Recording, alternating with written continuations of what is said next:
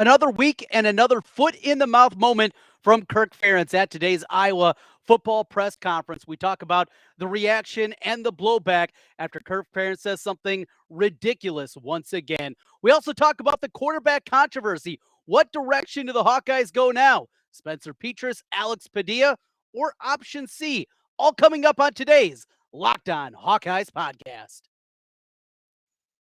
Are Locked On Hawkeyes, your daily podcast on the Iowa Hawkeyes. Part of the Locked On Podcast Network, your team every day.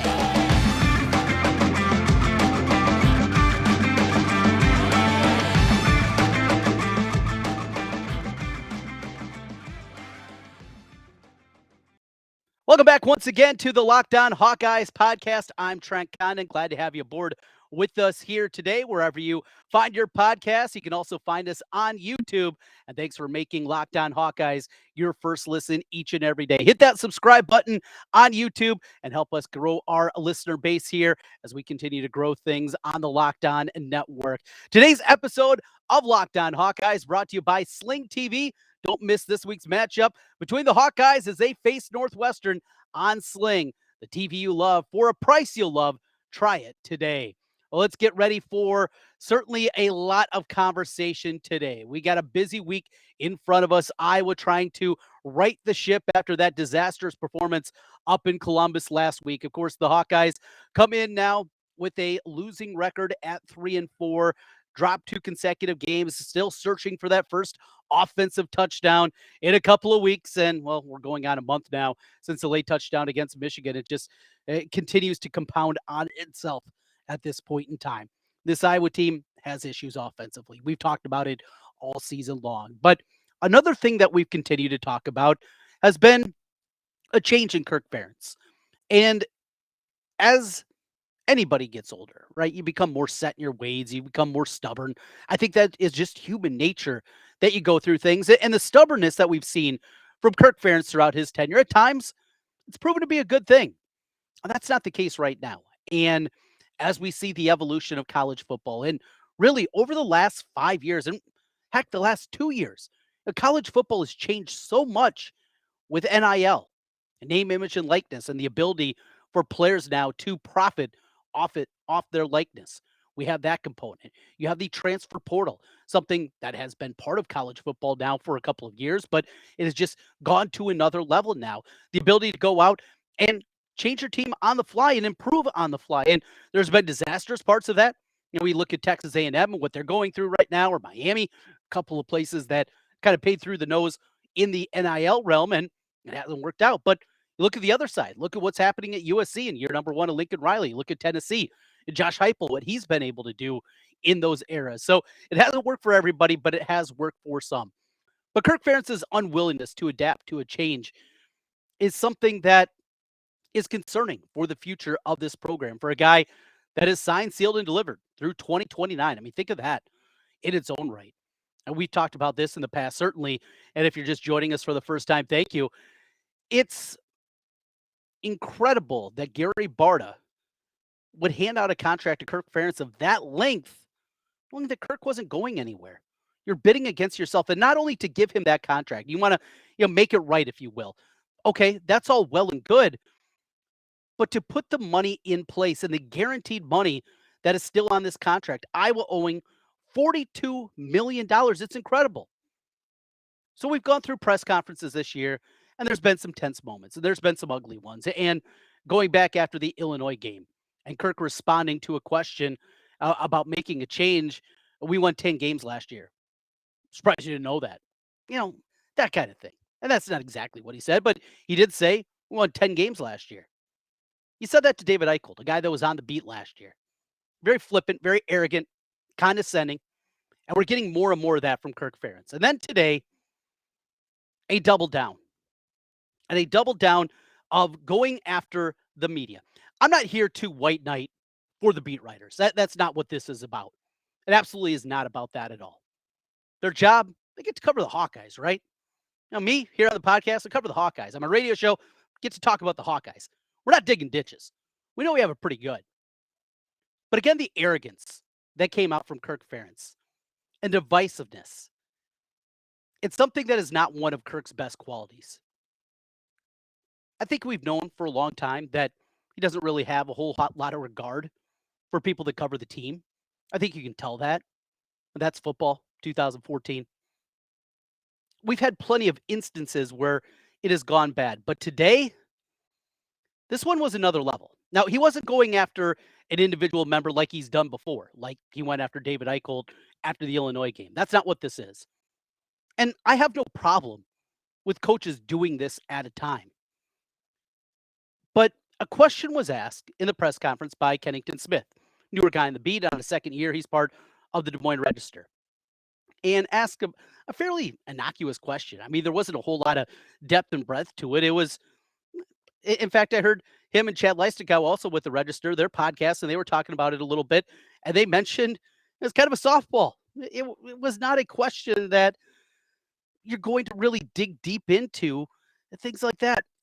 And Kirk went on a tangent. I mean, you could tell that this is something that he had teed up. He had teed up and ready to go, and this is something that he wanted to talk about. So here's the quote, and I want to read it verbatim for you because this is not the Kirk Ferentz that I think we all respect. This is not the Kirk Ferentz that you believe is a guy that's going to be able to pull this team out of what they are. So this is Kennington's question. Talked to you last Saturday. Turnaround would be more player-led on the leadership of the team to to galvanize the group. How have you seen that manifest itself in the days following and how it's trickled down to the younger players? Again, looking for maybe some leadership quotes, something like that. You're taking an angle, you're writing a story. I get that. I understand exactly probably what Kennington was aiming for. And instead of actually answering the question, this is where Kirk did. Quote, Kirk Ferentz. I complimented the guys on Sunday because during the questioning, in some cases, interrogation on Saturday that I experienced, and the one good thing about it dawned on me coming home.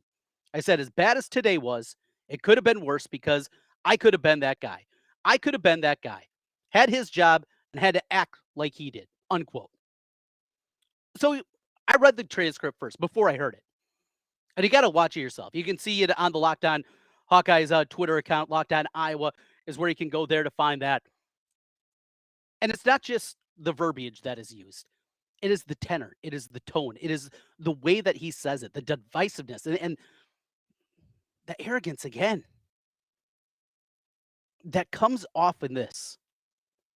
I'm not some lowly newspaper writer. You're a football coach. I mean, come on.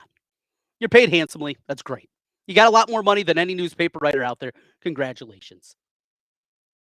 But to say it in that way, he's got a PR firm. The football program has their own public relations department that they hire, that they pay. This comes out of the athletic department budget because Kirk has stuck his foot in his mouth that many times, and they've had to do that. And after 2014, they needed to do that. And yet this is still what continues to come out of his mouth. In a year where you have the worst offense in the country, where you're trying to miss a bowl game for the first time in a long time. And this is what you respond with. Because a columnist in Ohio had the gall to call you out on this garbage nepotism that you continue to flow out there. You skirted around the rules that are in place for a reason. The reasons are what we're seeing right now. This is why nepotism laws are in place. Because of crap like this. Because we know Kirk Ferentz is not going to fire his son. We know that a change cannot be made because Gary Barta doesn't have the stones to actually force a change. This is not firing Kirk. That's not what it is. Kirk, in my mind, he has built up enough that he deserves an opportunity if he wants to try to build it out. But it can't be with his son. It just can't be.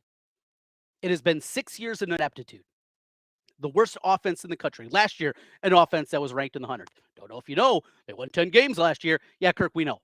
You did it with special teams. You did it with turnovers. You did it with defense. Those turnovers, those special teams are still very good, but they're not scoring at the same level. And your offense has gone from deplorable to whatever the other term would be worse than that. That's where we are right now. And this is you. Kirk, you did this.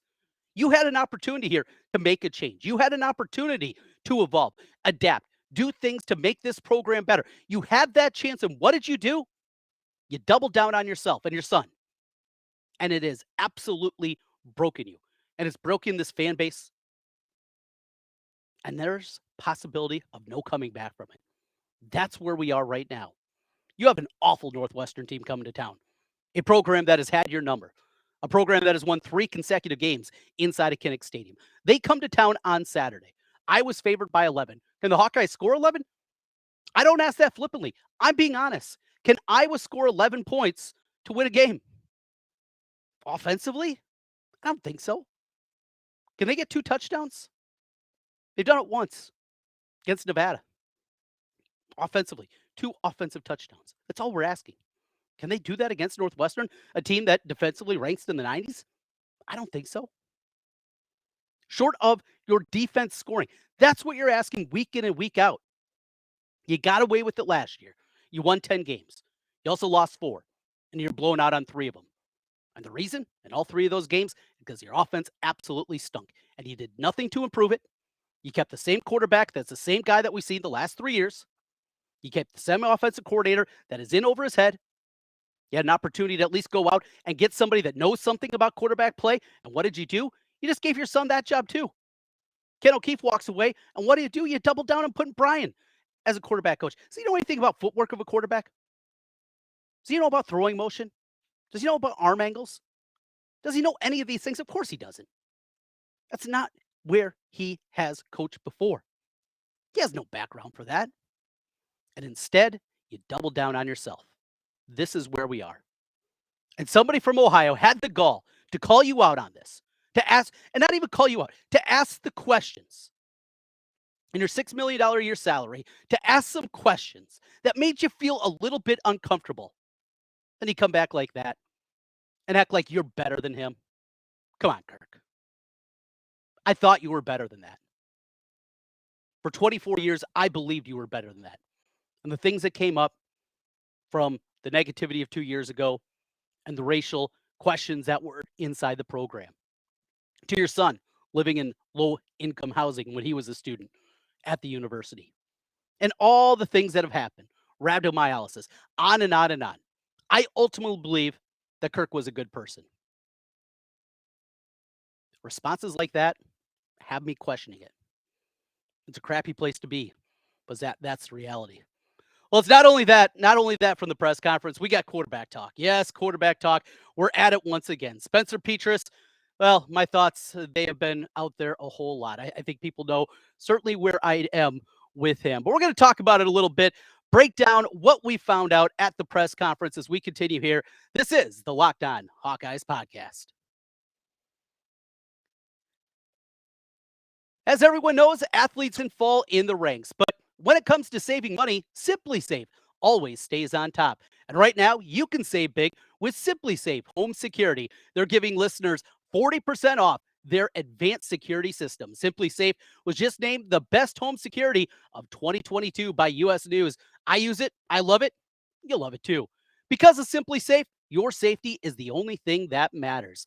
Right now, my house got a camera in the front, got a camera in the back. I've needed that one in the back a couple of times. Of course, up front, we got people coming around, handing out things for the upcoming election. They don't really want to talk to somebody. That's all well and good. But on the back deck, I've had problems there. Had somebody that was, in fact, taking a look at my grill back there one time. Security system makes a phone call. The monitoring system, it is great. 24/7 professional monitoring. When a threat is detected, Simply Safe's monitoring professionals promptly contact you and dispatch first responders to your home, even if you're away or unable to respond. 24/7 professional monitoring costs under $1 a day. That's less than half of cost of ADT's traditional professionally installed plans. Our monitoring experts can use response technology to visually confirm when a break-in is real, so you can get the highest priority police dispatch. Don't miss this chance to save big when you protect your home with the best. Get 40% off your order when you visit simplysafe.com/lockedoncollege today. That's simplysafe.com/lockedoncollege. Go there today. Customize the perfect system for your home. Trent Cotton back with you here on the Locked On Hawkeyes podcast as we're talking about the press conference from earlier today. So took a little while to get everything kind of thoughts in order and going down the road that was very bothersome of what we heard from Kirk today. It was a small part of the press conference, but one, again, this is not me white knighting what we heard, but the other part is the quarterback play.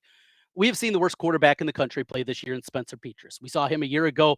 He was bad. And after the injury, he went from bad to worse. It was, you would think, unsustainable. But the decision to come into the year, they said it was a quarterback competition, right? That we were having both guys out there competing for the job. It was both Alex Padilla, who we also saw play last year, and Spencer Petras competing for the job. I said at the time on radio that that was a farce, that there was no truth to that, and ultimately that's the way that it played out. If you really believe that Alex Padilla got a fair shot at this job this year, I got some land to sell you, some beachfront property here in the state of Iowa. It's just, it's not true. It just isn't. I mean, there's nothing that would lead you to believe that Alex Padilla had a real opportunity to win this job. I don't know what it is about Spencer Padilla. I don't know why this guy is the apple of the eye for Kirk Ferentz and for Brian Ferentz. I just don't get it. You go back to his first career start back in 2020. Of course, the season began late because of what was happening with COVID. The Big Ten made the decision early. They weren't going to play. They reversed course and started up. Iowa goes to Purdue in front of nobody in the stands, and Iowa goes out there. And Petras looked pretty good. Petras looked decent. He threw the ball through for 260 yards. Now, he has not accomplished that since throwing for 260, not 360, 260. That's the high water mark. Then a week later against Northwestern, a game that they were in control, they were dominating. And in the second half of the game, Brian Ferentz, again, in over his head, even back 3 years ago, throws the ball 50 some times to Spencer Petras. And I knew there something was off. But even before that, Nate Stanley graduates, and Spencer Petras is, for all intents and purposes, handed the job. We have never seen this before, and I can't think of at any position where a guy was handed a job, and not just any job, a quarterback job. There's something about the guy, and you can see it, right? He answers all the questions. He's a stand-up guy.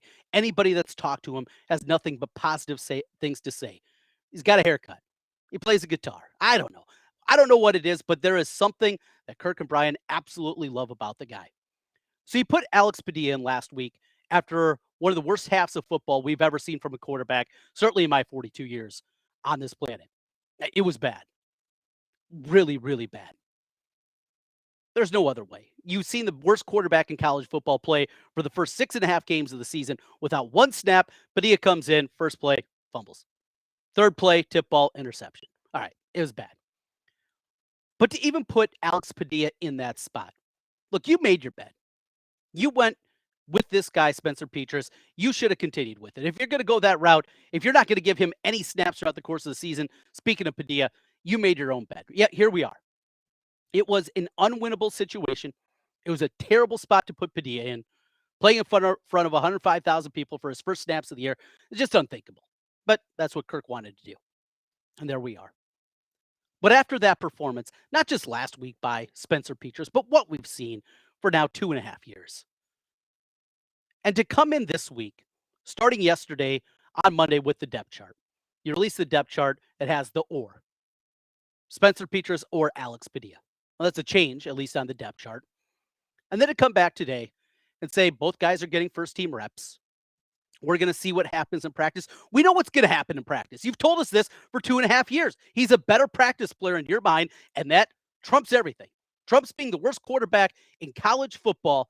That trumps his practice habits, trump what you see on the football field Saturday after Saturday. You've told us this. So we know what's going to happen Saturday, right? We know it is going to be Spencer Petras trotting out there, and it is going to be ugly in Kinnick Stadium. When that happens, and I predict that is what it's going to be, it is going to be ugly. You've told us Spencer Petras practices better than Alex Padilla. Who's going to get the job? The guy that practices better. That's what Kirk continues to say. So it's going to be Petras out there instead of an opportunity to rip the Band-Aid away. Look, this is a lost season. There's no winning a division title. This team's not ripping off 5 straight wins to end the season and maybe backdooring their way in so they get blown out again by Ohio State or lose to Michigan again.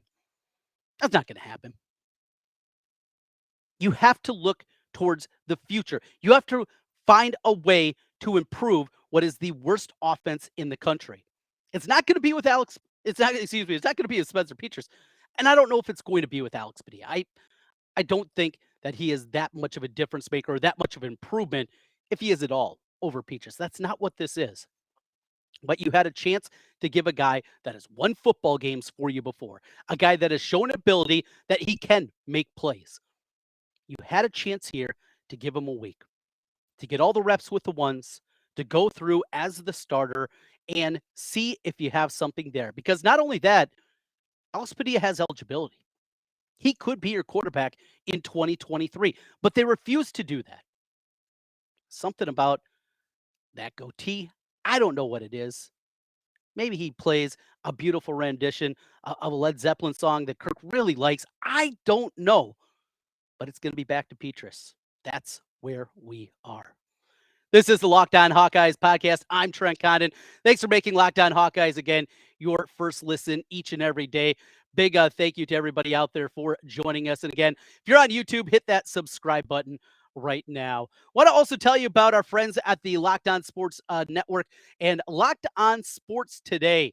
For your second listen, check out Locked On Sports Today. From the games that matter to the most and biggest stories in sports, go beyond the scoreboard and behind the scenes with local experts and insights only Locked On can provide. Locked On Sports Today, available on this app, YouTube, or wherever you get podcasts. We'll wrap things up. A quick look forward to Northwestern. I mentioned a couple of numbers there with them. It is certainly not very pretty this season, the numbers. Of course, we remember that first game back in August over in Ireland.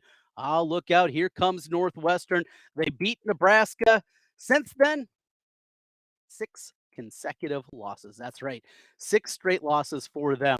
We'll talk about the Wildcats and can Iowa, can they score those 11 points that they're favored by? That's as we continue. This is the Locked On Hawkeyes podcast.